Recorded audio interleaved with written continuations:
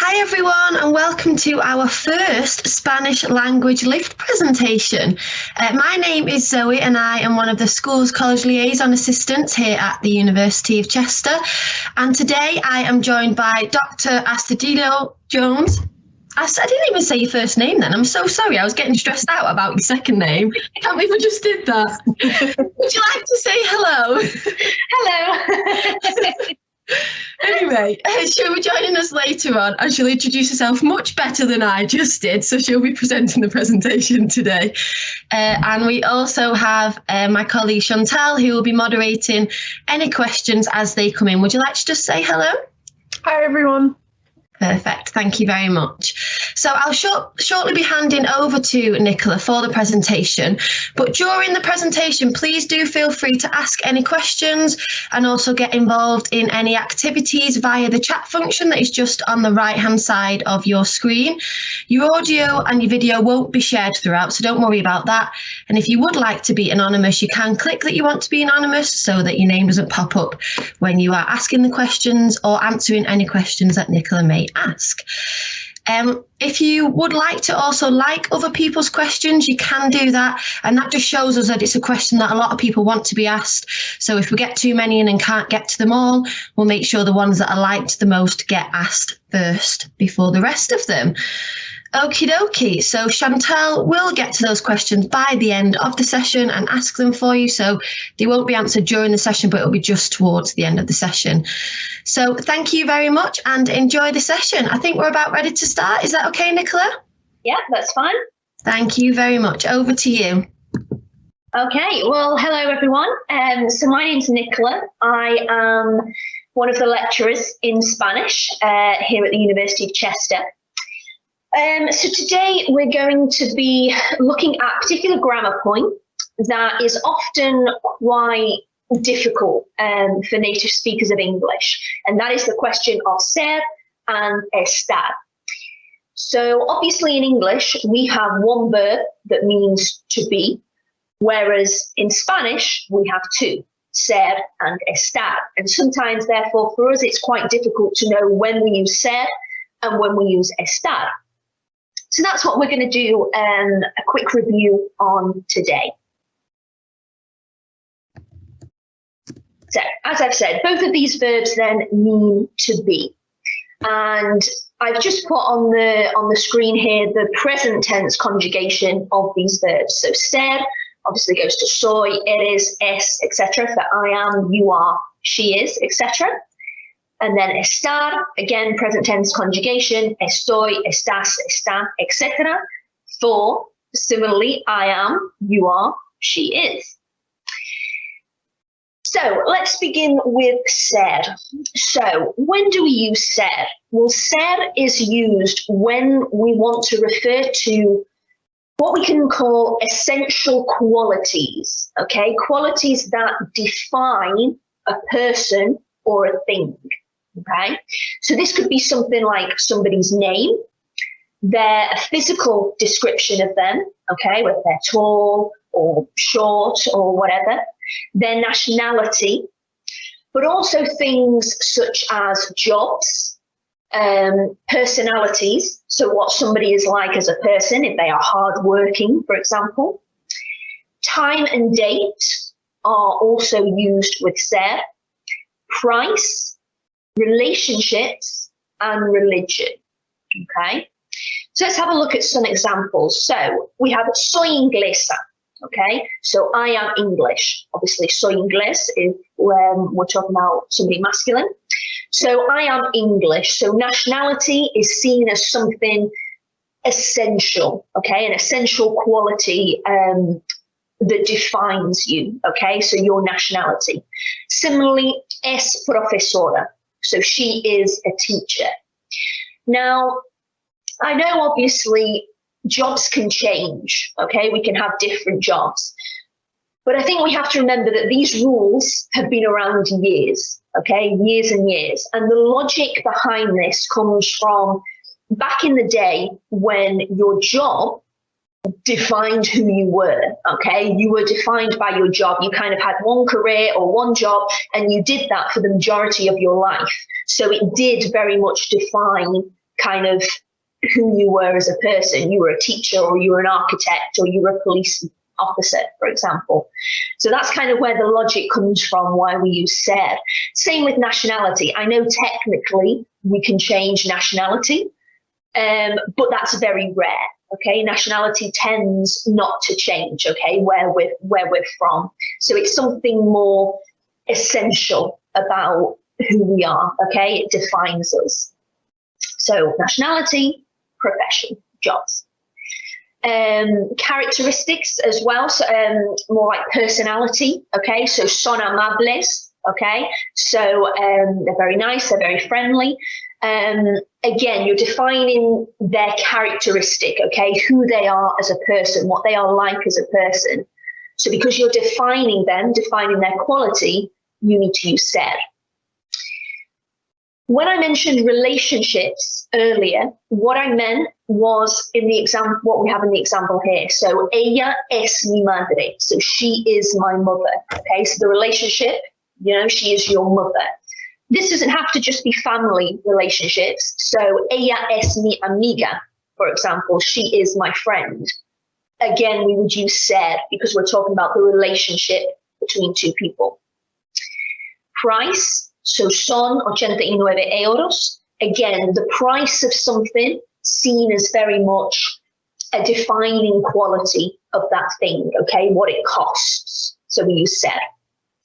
And similarly, religion. Again, religion seen as something very essential to who you are as a person, okay, it defines you. So religion, we need to use ser. So somos judíos, okay, we are Jewish. So what about estar then? Okay, so when do we use estar? Well, the big one, I guess, is location. Okay. So, for example, está en Chile. Okay, so it is in Chile. Okay, we're talking about its location.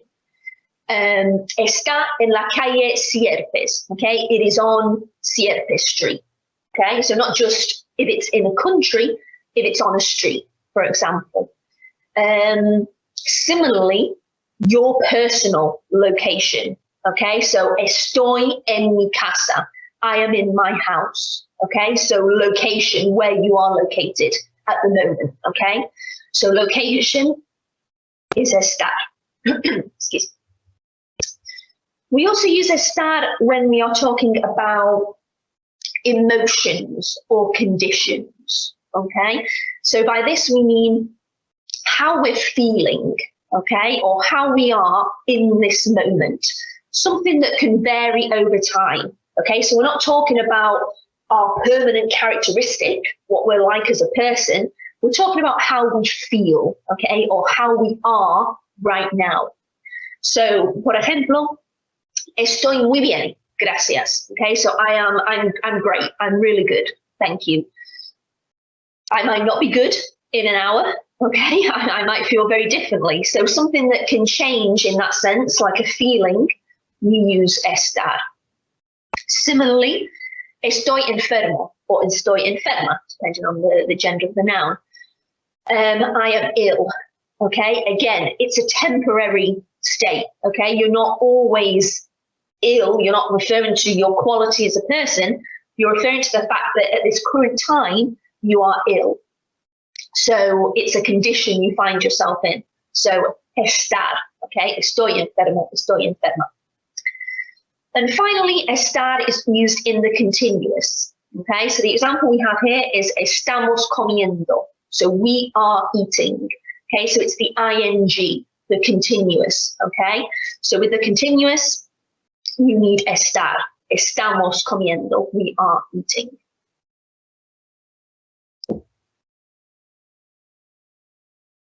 So there are some handy acrostics here. You may be familiar with these already, you may not. But basically, for each verb, we have an acrostic, we have a word, and each letter stands for a use of that verb. Okay, so for ser, we have doctor, and doctor stands for date, occupation, characteristics, time, origin, so in terms of nationality, where you're from, and relation. Again, that ella es mi madre, okay, the relationship. So that's a handy little word acrostic that can help you remember the uses of ser, okay? Date, occupation, characteristics, time, origin, relation. For estar, we have place, which stands for position, location. So again, these are similar things in a way. So location, whether it be a country, so está in Chile, or location in terms of position. So está encima de la mesa, okay? It's on top of the table, okay? We need estar. Action, this is our ing, okay? So our estamos comiendo, we are eating, that's the action we're doing. And then condition and emotion. So estoy enferma, that's the condition I'm in right now. And estoy muy bien, okay? My emotion, I'm really good.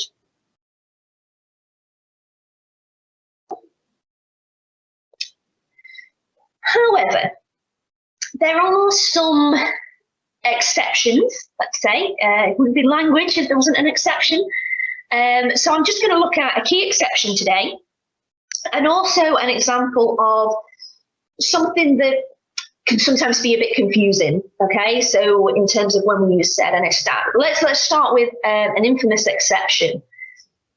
So I've mentioned that estar is used for location, which is true, okay? Está en Chile, estoy en mi casa. Except when you are speaking about events. So the location of an event or a party, for example, is described using ser, not estar. And the little trick I have for this is if you can substitute takes place for is, that is a clue that you need to use ser, okay? So in the example, we have la fiesta es en mi casa. The party is in my house. Can you substitute takes place to the party takes place in my house? Yeah, you can say that. So that tells you that you need to use ser, so es. However, you can't say in English, Madrid takes place in Spain. You can't say that. That makes no sense. So that tells you that you have to use estar. You can't use ser. So that's just a little trick that I use that's always worked for me, and it might help you of when you is the exception to the rule. Okay, so if you can say takes place, so for example, the party takes place, the meeting takes place, the yoga class takes place, all these kind of events, you need to use ser. But something like, Madrid takes place in Spain, you can't say that. I take place in my house. You can't say that. So that's when you need to use estar. Another interesting point that often confuses students is when we want to talk about being dead. So I kind of try to avoid referring to permanent versus temporary. Now I know a lot of the time, a lot of books will talk about ser as being for something permanent and estar as being for something temporary. However, when we then get to the question of being dead, well, unfortunately, you can't get more permanent than being dead. However, you always need to use estar with being dead. And the reason for this is because in Spanish, death or being dead is seen as a state you are in, similarly to being alive, okay? So that's the logic behind why you need to use estar, okay? So mi abuela está muerta. My grandmother is dead, okay? Because it's a state. So that's why you need to use estar with being dead or being alive, for example.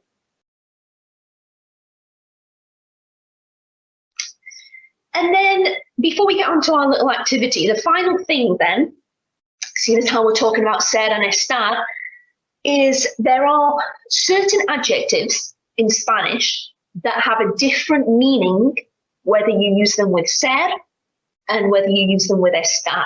And this is why it's really important to learn your ser and estar, okay? So I picked out 5 key ones that I think you might be more familiar with, or they might be more common at GCSE level, okay? So for example, listo or lista. I put all these in masculine, but obviously they would change depending on the gender of the noun.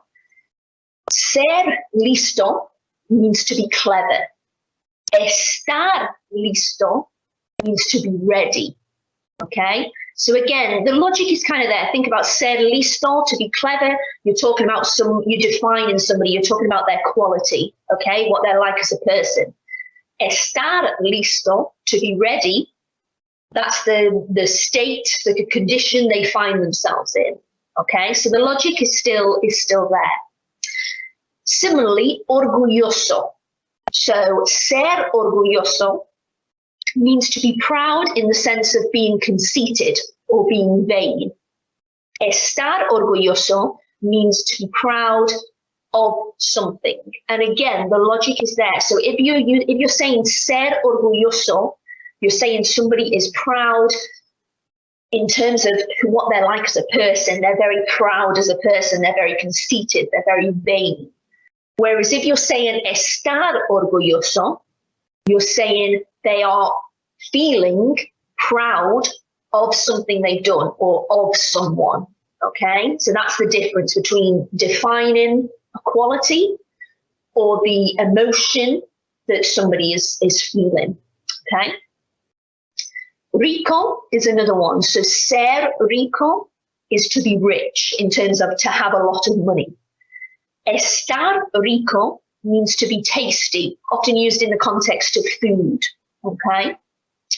Ser seguro means to be safe. Estar seguro means to be certain. And then finally, ser viejo means to be old, okay? Again, you're defining the quality, the characteristic of that person. But you can also say estar viejo. And this is a bit more temporary. It means to look old. I don't know, maybe they're in a photo and they're wearing some clothes that make them look a bit old. You're not saying they are old as a person, like their characteristic. You're saying at the moment, whatever they're doing, whatever they're wearing makes them look old. So that's, again, the difference. Ser viejo versus estar viejo. So this brings us to our final activity then. So here I have 8 sentences. I put them all in present tense. So all I want you to do is decide which we need in each of these contexts, okay? We're going to go through them one by one. So all you have to do is decide, do you need ser, which would be es, okay, because they're all in third person, or do you need estar, which would be está, or he is, she is, it is. So let's have a think of the first one. Andrés blank católico. So the translation here is Andrés is Catholic. So passing over to Chantal, who will tell me what's coming through on the chat. What do you think? Okay, is it es or está? So it looks like the majority are saying es. Muy bien. Okay. Yes, because it's talking about religion. Okay. So remember, religion is somebody's quality. Okay. So yeah, Andrés es católico. What about the next one? Ella muy cansada esta mañana. So she is very tired this morning. Would it be es or está? She is very tired this morning. It's looking like Estar. We've got a few S's as well, but Estar seems to be the dominant one. Okay, good. Estar is the correct answer. Okay, so she is tired this morning. So first of all, this morning is kind of a hint as well. So implying that she's tired this morning, but this afternoon she might not be tired. So it's something that can change. Okay, so she is very tired. It's the way she's feeling. Okay, so está. What about the next one? Mi bisabuelo muerto. So my great grandfather is dead. Es or está? Okay, apologies if I'm a little bit behind. I think I had a bit of a lag then, but we seem to have Estar again. is the Excellent. majority. Yeah, that is correct, because that was one of the exceptions I was talking about, or not an exception really. It's not an exception. It's just something that we might find a bit difficult to understand. But yes, death is a state in Spanish that you find yourself in. So yeah, está muerto. What about the next one? El Congreso en el aula dos. So the Congress, or the symposium, I guess, is in classroom 2. Okay? So the Congress, the symposium is in classroom 2. What do you think?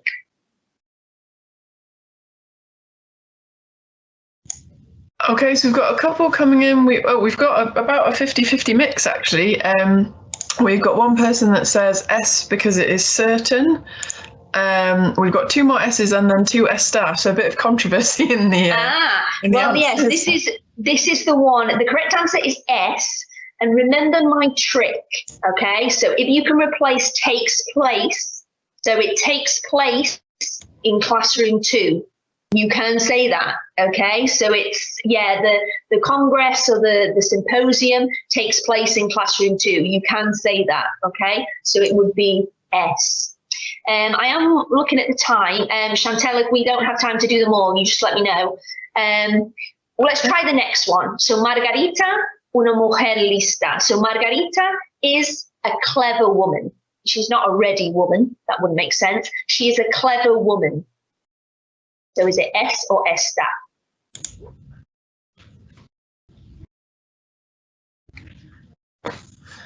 We've got what looks like a 50-50 split again. Actually, we might have a couple more S's than Esta. They're still coming in. Yeah, more S's, I think, than Esta.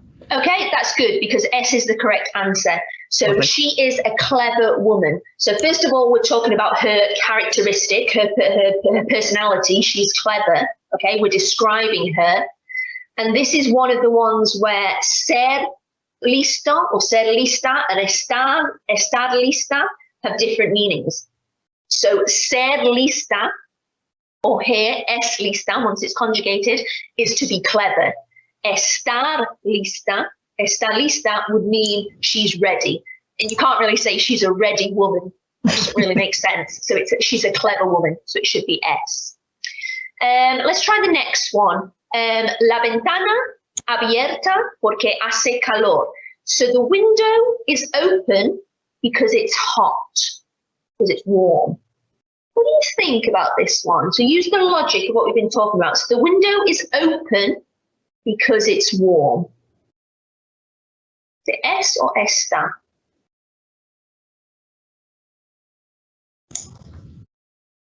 They're just loading up. We've got a couple of Esta coming in. Yeah, looks like they're all, a wave of Esta. Excellent, excellent. Yes, that is correct. So the window is open. The window is not always open. The window could be closed.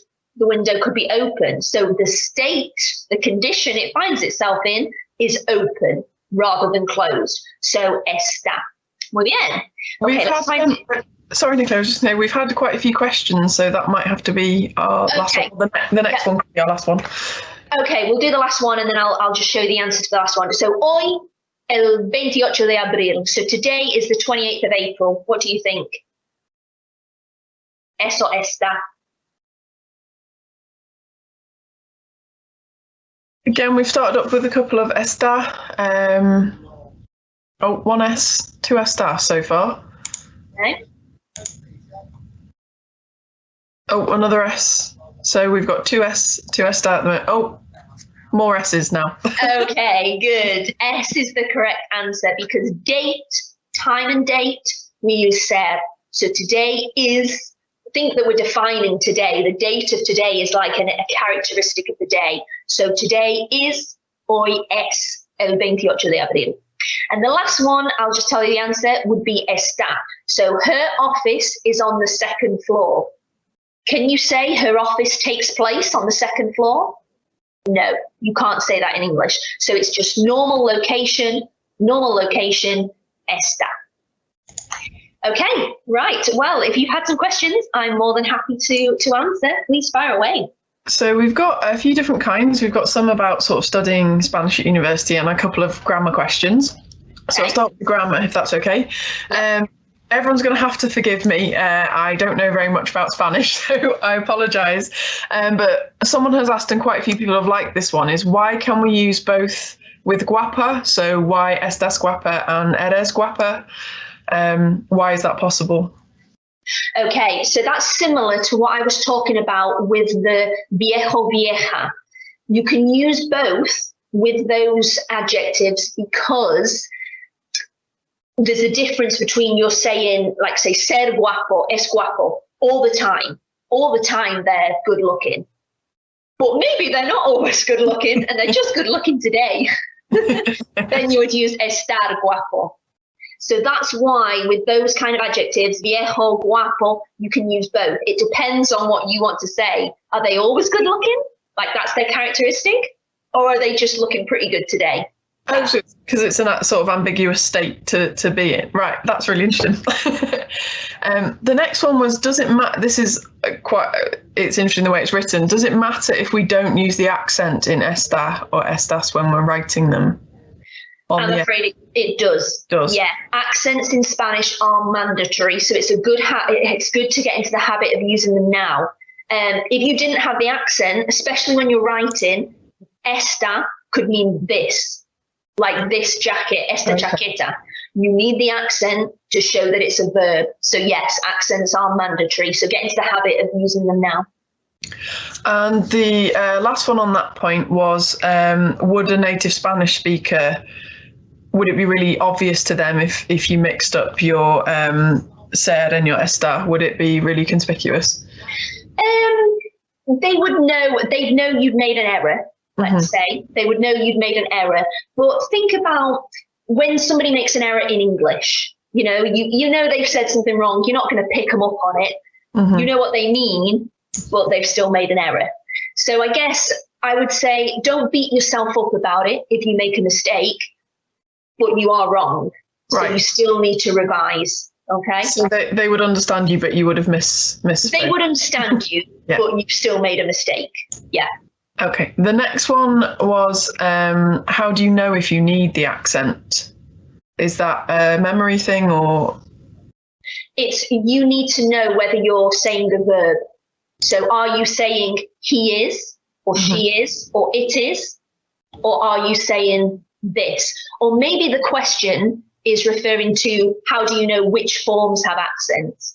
If that's the question, that you just have to learn. Great. You just have to learn. It is to do with stress where the word is stressed.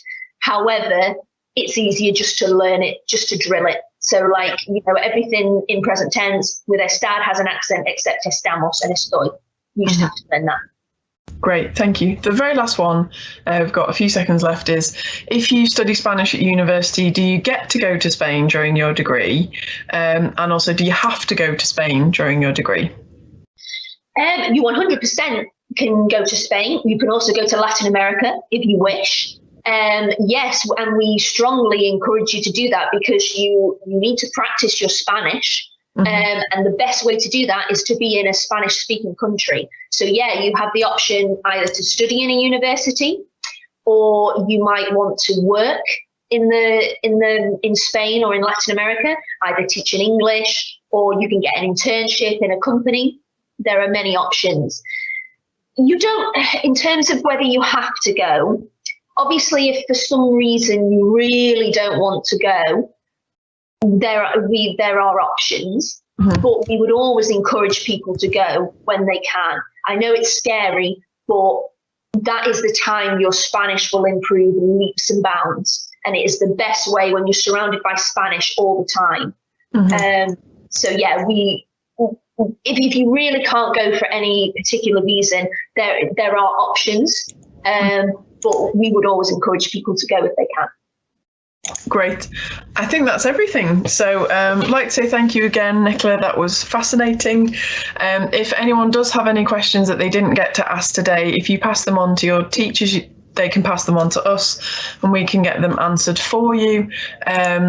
but we hope that was useful. I'm just going to pop a couple of links in the chat because we do have more sessions coming up, and I will also give you a link to our Modern Languages pages if you would like to know more about our courses. They will stay in the chat after we've finished. Oh, we got lots of nice thank yous appearing. Some are in Spanish, so that's good. Oh, de nada. Chantal, that means you're welcome. Hoping it did. So the links are in the chat for you to find out more about our upcoming Language Lift events, and we've also got the links to our pages for the language courses themselves.